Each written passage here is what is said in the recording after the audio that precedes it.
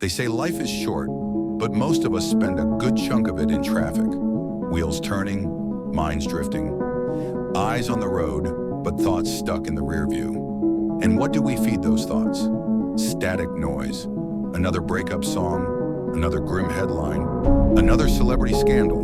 We call it killing time, but time is not the enemy. Wasted time is. We've trained our minds to expect disaster, to look for the crash, not the miracle, to brace for impact, not open for insight.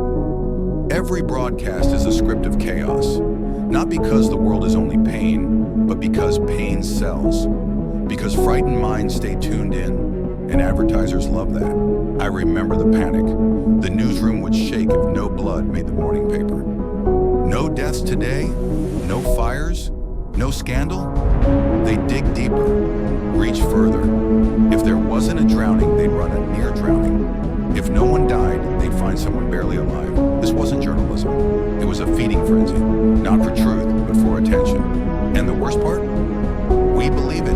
We start to think the world is broken, that every flight is doomed, that every stranger is a threat.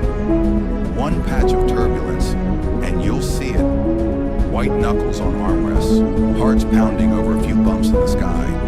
But millions of planes land safely every day. No one talks about those, because peace doesn't sell. But here's the turning point, one that can change everything. Your car is a university on wheels, a mobile sanctuary of growth. And you're the dean of admissions. The first time I heard Wayne Dyer say, "There is no way to happiness. Happiness is the way," I pulled the car over. The words weren't loud, but they were true. They wrapped around my soul like a warm coat on a cold night. And something shifted, not in the world, but in me.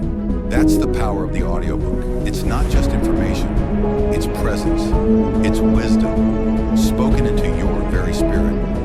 Alan Watts taught me to think deeper. Barbara Sher reminded me it's okay to want more. Tom Peters made me believe that chaos can be creative. These weren't books, these were mentors, passengers in the seat beside me. And it's not just me, it could be anyone. A single mom heading to night shifts, a college kid chasing a dream, a business traveler skipping the drama for something better.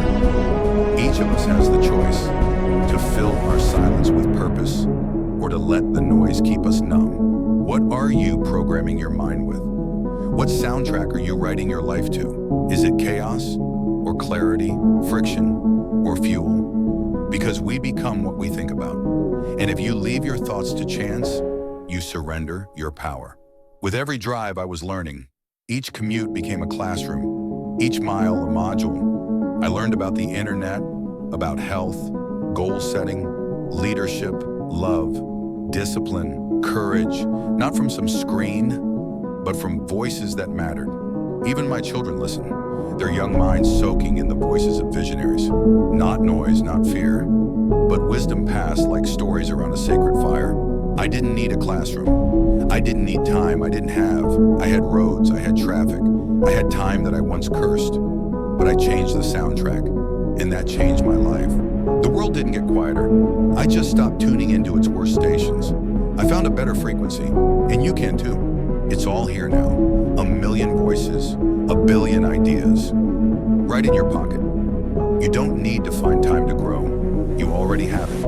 In your commute, in your chores, in your walk. The question is, what are you doing with it? Some programs will change you, some won't. That's okay.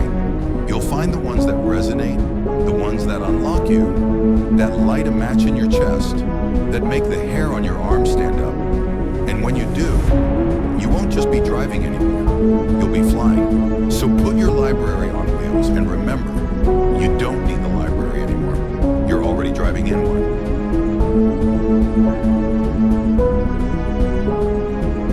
If this message sparked something in you, if it made you pause, reflect, or feel a fire waking up inside, then don't let that fade.